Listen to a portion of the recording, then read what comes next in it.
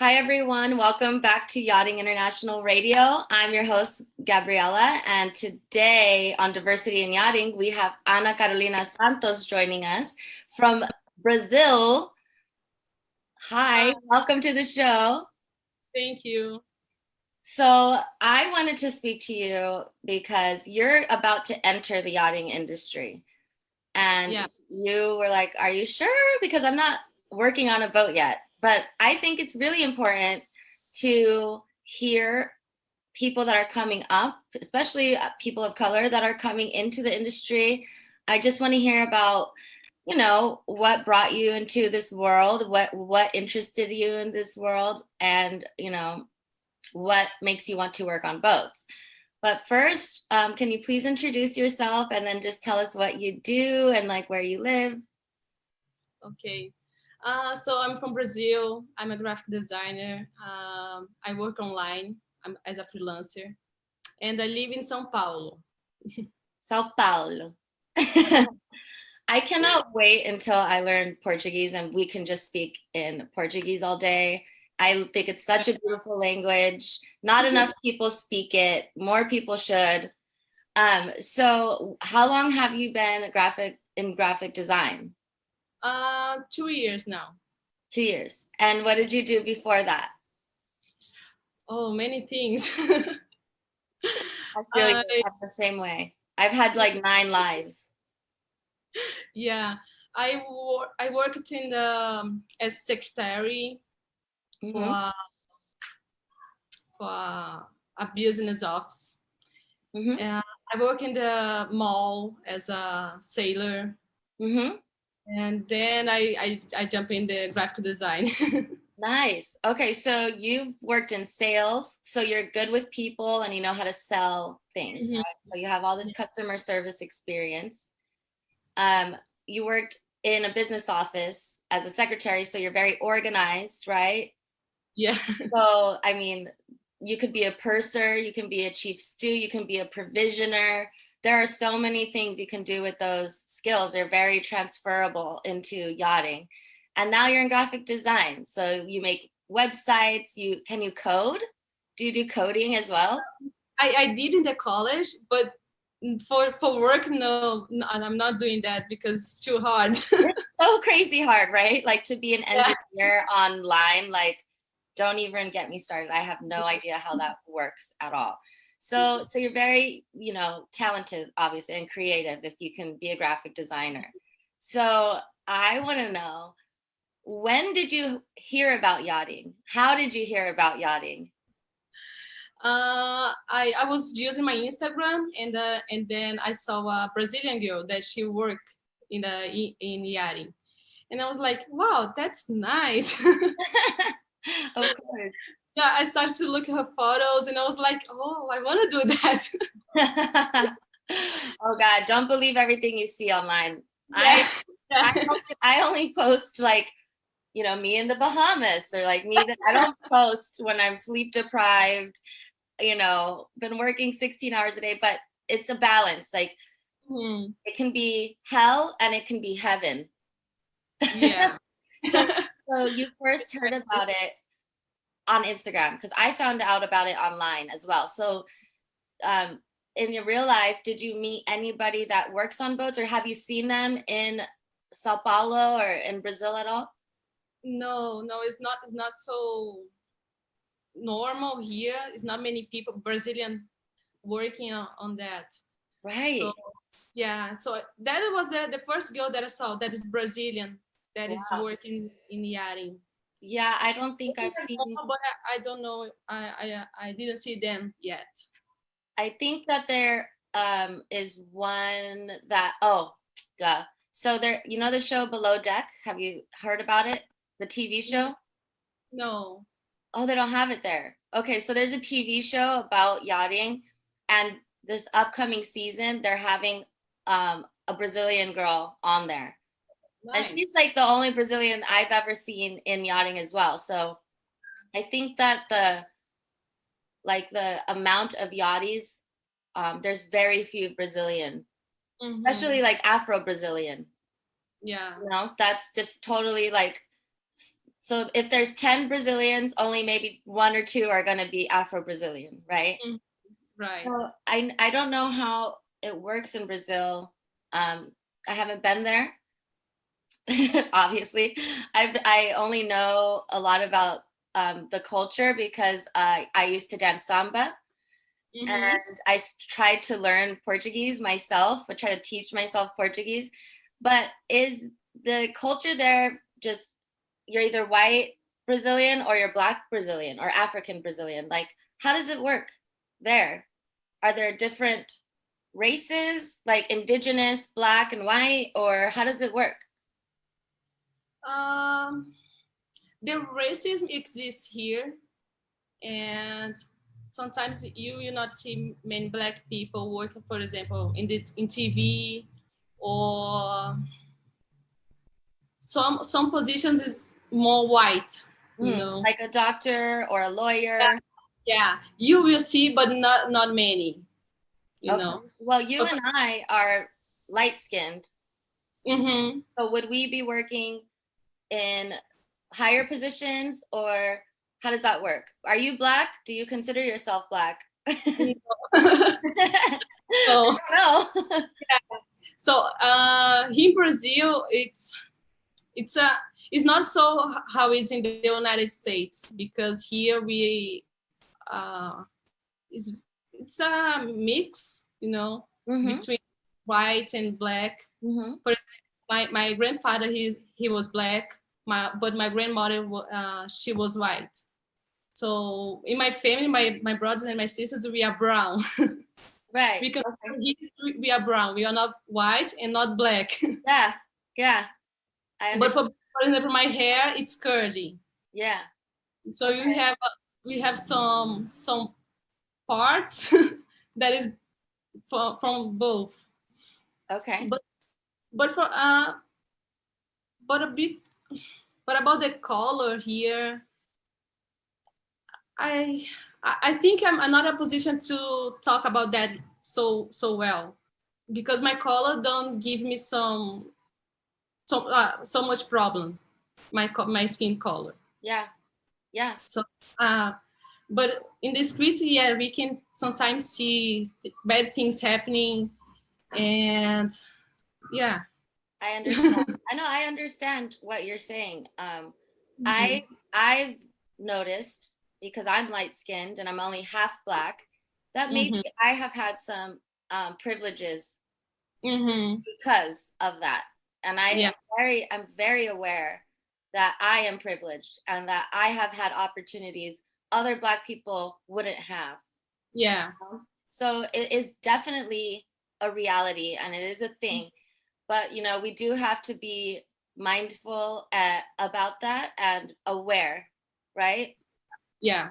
So with being on this topic, have you felt have you felt nervous or, hesitant about joining yachting because you may be perceived as black and maybe that would get in your way? Or like in Brazil, you're privileged and you're light skinned, so you have a different reality. Are you afraid that will be an issue or that it will not at all? At first, I was kind of scary, because everyone that I was seeing that is on the industry was white, and most of them were blonde. And I was like, I don't know if that is for me. Yeah. I started to look on Instagram. No, I need to find someone that is more like me. And I started to look and look and look, and I found. And I was okay. So where did you find people of color working on boats? I think I saw a post from another girl, and then she's a blogger, and she posts about a black girl, and I went to her Instagram, and I started to find more and more and more, and I find you and the melatonin. Yes, melanin. Yes, thank you, Katie. That was my friend Katie who started that page. So yeah, good. I love to hear that. That is so great, because that's the whole point of having this show and those Instagram accounts that are inclusive, because we want people like you with all of your skills to know that you can work in this industry as well. You know, you can work in this world as well, that we're here, we exist. It's not just white people. And that makes me so happy. So what is your next step? So you're like, okay, there are people of color in yachting. I want to do that now. What is your next step? Do you have to go to a maritime school and get your certificates, or have you gotten them yet? What are you at in the process? So now I need to do the NG1, and then the STWC. STCW. Yeah. Okay. Fun. And I also want to do a class of the hospitality. And so yeah, I want to do this degree and then start to find a job. But I'm planning to go back to the United States. So in April, May. Perfect. Yeah. So you'll come to, where are you going to go? Fort Lauderdale? Yes. Okay. Yeah. Nice. Have you chosen a school that you would like to go to yet? Not yet. I'm between two, the Blue Water and the other ones, I forgot the name now. PYT or MPT? No, wait, I have the name, but I mean, there are like 5 or 6, I think maybe 5 schools in Fort Lauderdale that are all MCA accredited and reputable, that have been there for ages. Which one? Did you find it? Yes. So it's the Professional Yacht Master Training USA. Okay. Yeah, so PYT. So yeah, okay. It's just a long name, so we just call it PYT. So great. So are you going to stay, when you go to Florida to get your training, are you going to stay in a crew house? Yeah, I will try to find one that I can pay for. Yeah, well, that's the whole point of crew houses, and that's why crew houses, I think, are so amazing. Some of them are $200 per week, which if you're day working. So this is the whole point. So when you day work on a boat, you walk up to a boat at the marina and you say, hey, do you need any day workers? Do you need a hand, right? It's called dock walking. It's illegal if you're not an American citizen. But if you accidentally meet someone on the dock and they need help, you can work on a boat just for the day. So it's like 8 a.m. to 5 p.m. And you get $160 cash at the end of the day. You use that money to pay for your crew house for the whole week. To me, I mean, some of them are not very nice, but to me, that's pretty cheap. If you make that money in one day to pay for the whole week, that's pretty good. Yeah. You know, and $200 a week is the cheapest one. So it might not be, or $150 maybe a week, but you wouldn't want to stay there, to be honest. But let's just stay at $200 a week. They're not the nicest accommodations, but you meet other people in the industry. Some people will be getting their certificates just like you, and they're going to school with you. Or some people will be already working like me. I stay at crew houses still. I have experience. So you're meeting people that are already working, and there might be a person in your crew house that's like, hey, well, my boat needs another stew or another deckhand. Why don't you come? And boom, just like that, you're working, you know? And if you're a nice person, you work hard, you have a good personality, you know, people notice that, and it's very valuable in our industry. So people will hire you just because they like you, even if you don't have experience.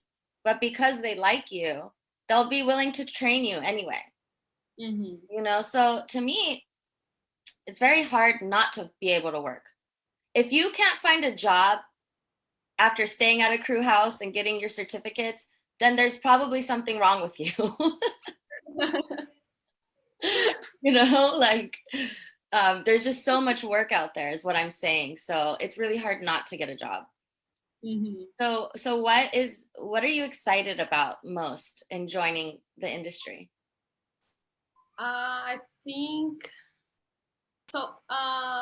In 2019, I was traveling around the United States, working in hostel and living in the hostel with so many different people, and it was an amazing experience. And I want to back do that again sometime. And then when I saw the yachting industry, yeah, yeah, I look for that kind of living the hostel because everyone is from somewhere. Yeah, everyone's different from another, and you are traveling. exactly. So Exactly like that. what I like to do, and I like to meet new people. I like to work with different people because you can learn so much from them. Mm-hmm. That's what I am most excited. It's to meet new people in new places and work. Yes. And you know what? I used to travel, backpack, and work and live in hostels myself. And Nice. that was when I decided I want to do this for a living. How can I do this for a living? And I went online, how to work and travel and make money. Yeah. And being a yacht stewardess popped up, and it took me 7 years after I learned about yachting to actually start to do it. So it's definitely like living and working in a hostel. It's the same, like with your coworkers. I mean, not with the guests. The guests are in their own world. Yeah. Like they are literally in their own world. They live in a different society. They have a different worldview. They're in their own world. But you and your coworkers living and working together is exactly like backpacking and living in a hostel. Especially because your rooms are like this big. Uh-huh. You have to like get along with everyone. It is very comparable to that lifestyle, a backpacker's lifestyle, except much cleaner. Yeah. Because when you live in a hostel, it's kind of like, ugh, you feel dirty when you get out of the shower. It's not like that on a boat, depending on who you are rooming with, because some of these people are just like, who raised you? Like, did you never have to make a bed in your life? I don't get it. But do you personally think, if you didn't know me yet and you didn't find that brown girl's Instagram, would you have decided to join yachting? Yes. Right. Yeah. Because it's something that I really want, and even if I didn't find, I would try. Good. I love that. Yeah, but what was I was more afraid. It was about my hair because I used to straighten my hair, but I stopped last year and I started to use my hair curly. And I was kind of scared about like backing again to straighten my hair. And I didn't want that, but I would give a try. I understand completely. Wow. The fact that we even have to think about that. All of the white people that work on yachts with blonde hair, straight blonde hair and blue eyes, never have to think about any of this. They never, oh, maybe I shouldn't apply for this job because my hair. Never crosses their mind. And it really like breaks my heart that we even have to think about this. Look at this. Like my hair, when I'm at work, my hair is like the first thought on my mind, because on a boat, you have to take a very short shower. Okay. So it takes me 30 minutes to untangle my hair. And all the hair that comes out and maybe goes down the drain, I can't catch all of it. I have a lot of anxiety around showering on a yacht because someone's waiting for me, someone's knocking on the door, the engineer who has to unclog the drain if it gets clogged. It's always going to be my fault. Everyone's going to look at me and be like, look who clogged the drain again, because I'm the only one on the boat with the hair like this. So there's a lot of anxiety around my hair. I like to wear braids. I wear my hair in braids all the time. So I don't have to have that anxiety on the boat. And the salt water, the sun, the water that we make on the boat is very damaging to curly hair. Very damaging. So don't wet your hair if you don't have to. Okay? Bring like an Evian water and put it in a spray bottle and spray your hair with purified water. Don't use the water on the boat for your hair. So when I wear my braids to protect my hair, then I'm worried about if people will think I don't look professional. Or if they associate protective hairstyles with being low class or ghetto. So there is a constant stress about how I'm being perceived with the way I wear my hair. And it's just unfair that we have to even think about that. And it's so upsetting to me to hear you say that. That makes me want to cry. I'm like, no, you like, don't say that. Don't damage your beautiful hair. Don't straighten it to please other people.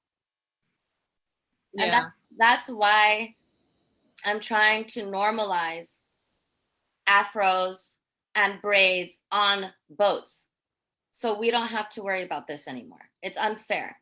If this, Caucasian woman can wear her hair down all day at work and be like, why can't I?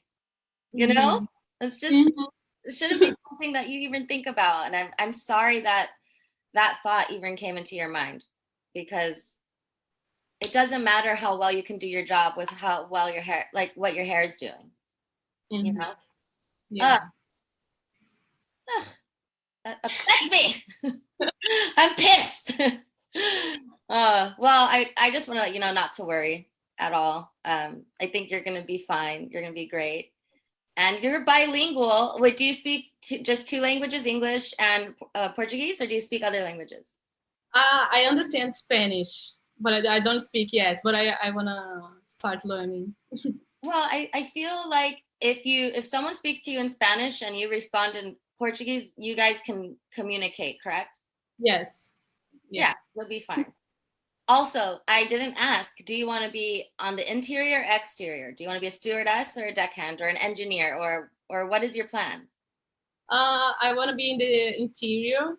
I thought about both, about the deckhand or stewardess. I think I would like both, but I will start as a stewardess. Okay. And on whether you're on the exterior or interior, you have to start at the very bottom, right? So when you enter the industry, you are going to be the third stewardess or a junior stewardess, right? You'll be probably in the laundry room 90% of your life. Washing clothes and ironing. That's about it. So how do you feel about doing those domestic tasks? Like, are you used to it? Did you grow up doing laundry and cleaning? I mean, I didn't have any maids, but like I was pretty lazy as a child, so I didn't learn how to do any of that until way later in life, probably too late in life. How do you feel about doing that stuff? Like, are you good at it already? Like, yes, that since always. My mom, she taught me and my brothers and sisters to take care of our clothes since we are very young. To make our own beds, to clean the house, to cook, everything. Okay, go mom. Yeah. And at the hostel, I was used to clean the hostel. At first, I was cleaning and doing the housekeeping and the laundry too. We needed to take care of that too. And so make sure that you put that on your CV when you're ready to make your resume. Make sure that you put housekeeping experience. Yeah. And you put the names of the hostels that you worked at.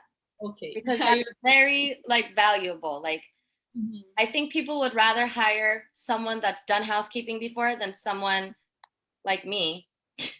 This is why I'm becoming a deckhand. It's just that ship has sailed, literally. I'm not gonna get better at it. But people would rather have, like, I have a lot of hospitality experience, but I'm good at service. But you can't do service on a yacht until you've graduated to the next level, right?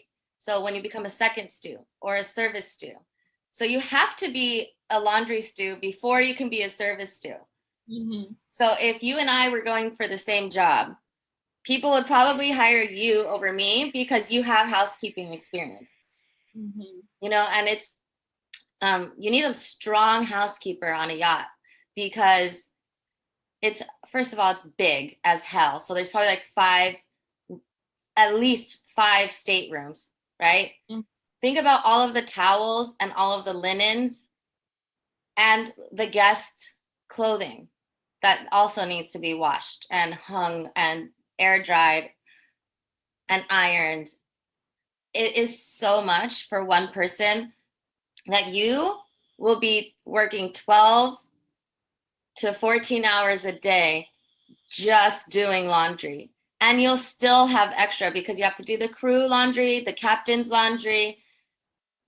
It's just a lot of work. So if you already have strong housekeeping skills, it's going to be easy for you. It's going to be like, oh, yeah, I used to do this at home growing up. Like, whatever, I got this.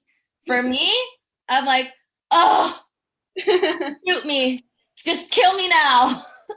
I'm jumping overboard because in my mind, it's like an impossible task that's probably never going to get done. But for someone that can, and like maybe serving guests, serving billionaires might be something that makes you nervous. You're like, oh. Yeah, definitely. Don't look at me. Yeah. Don't talk to me. But for me, I'm like, well, hello, everyone. Here's your beverage, because I've done that for 15 years on land. So we have different strengths. And I think that's why it's important to hire different, like a very diverse type of people. Because what if there's a guest that speaks Portuguese only and no one else speaks Spanish or Portuguese? You're going to get pulled out of the laundry room and someone's going to be like, here, talk to him, ask him what he wants. And you're going to be able to pull that out of your back pocket. And that might make the tip for the whole team better because that client was so happy that at least one person spoke Portuguese on the boat. You know, it can go so many ways. And it's great to have people with different strengths. Don't put me in the laundry room, but you can put Anna in the laundry room and she'll kill it. You know? I will probably burn everything and ruin everyone's laundry because it's happened before. My chief stew was like, how do you not know how to do this? And I was like, well, you know, I've never been trained. She's like, what are you talking about? You're 30 years old. You should know how to do laundry. It has nothing to do with being trained. And I'm like, well, that's judgmental, first of all. You don't know me. You don't know my life. Rude. But she was right. Like, these are very valuable skills to have in life, just in life, not even on a boat, just in life, you know? Can you cook? Yes. Yes, So I like pão de queso. Yes, I used to do that with my mom. Like, my mom used to sell that. Really? Yeah. Oh, it's so good. Oh my God. I learned how to say, because I wanted to go to Brazil. So I was like, how do I like order food? Because that's all I care about.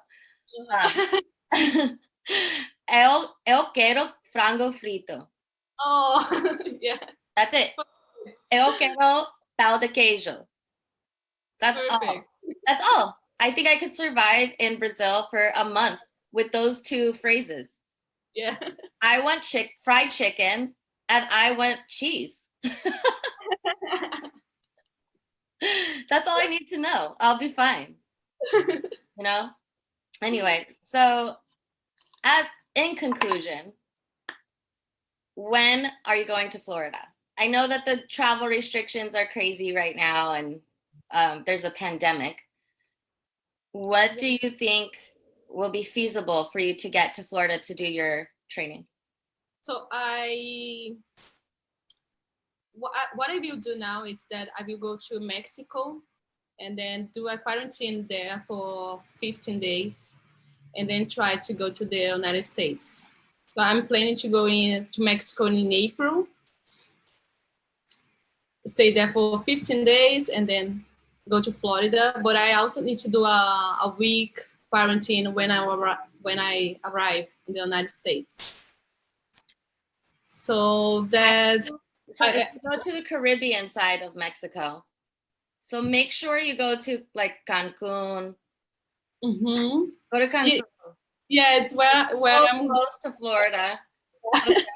And in Florida, they say you have to quarantine, but like in reality, who's going to keep track of that? Honestly, all you should do to take care of yourself, because you can't go to school and you can't work if you're sick.